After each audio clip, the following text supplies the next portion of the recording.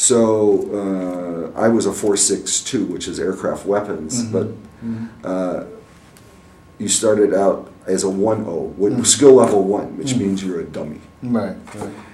When you finally graduated out of Lowry Air Force Base, and we would actually have to march to class. Our group, you would march to class and march back.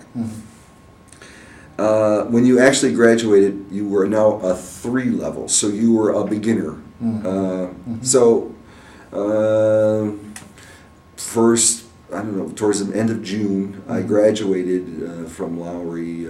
But I have to tell you, one of the funny stories about Lowry was, okay, so the whole time at boot camp in Texas, can't leave the base. Right.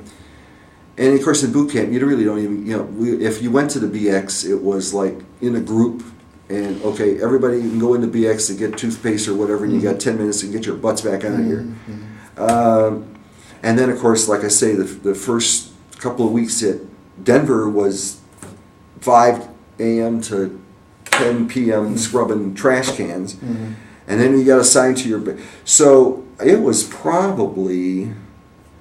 I had been in the Air Force maybe 3 months or 3.5 months, and then they said you can go into town this weekend. Oh, well, so it's the first time I actually got off of a military base, except for flying.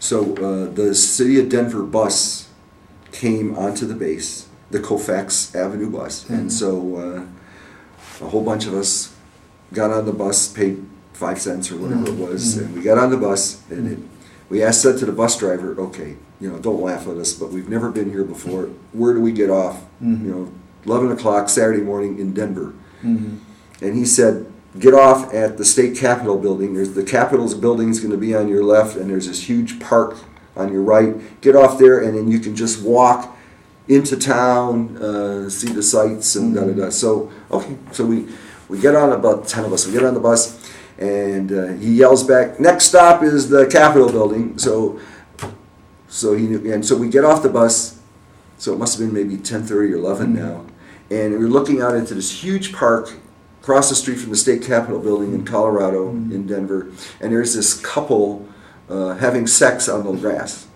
And we all looked at each other and said, we're going to like this place.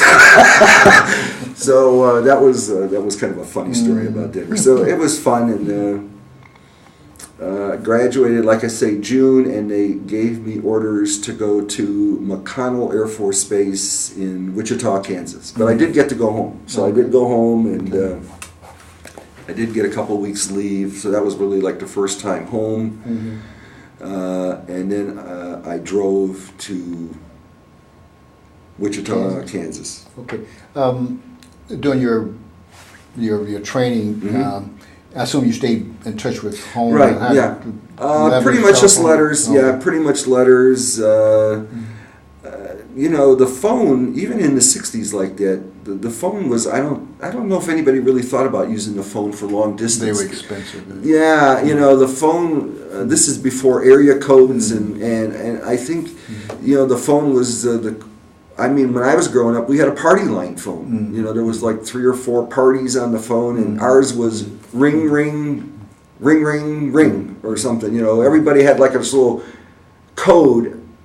So if it did the ring, ring, ring, ring, ring, that was us. But if it did ring, ring, ring, ring, ring, then it was somebody else. And so the phone was really was looked at as for emergencies. Or you got to call the school or something. But okay. So we never really thought much about calling. So just letters. Yeah. Okay. So you say you came home, but then you drove to Kansas. Well, yeah. How'd you get home? Okay, I was going to buy an airplane ticket to fly from Denver to Detroit. There was a guy in my group. His dad was from Findlay, Ohio, and his dad owned a Plymouth dealership in Findlay. And his dad had come out, because you couldn't have a car at Lowry. Yeah. And then there's like a point halfway through, okay, now you can, with permission, you can have a car. Right. And so whatever that day was, this kid's parents drove from Findlay, Ohio with a brand new 1966 Plymouth Barracuda, which was a hot rod car. Right. So he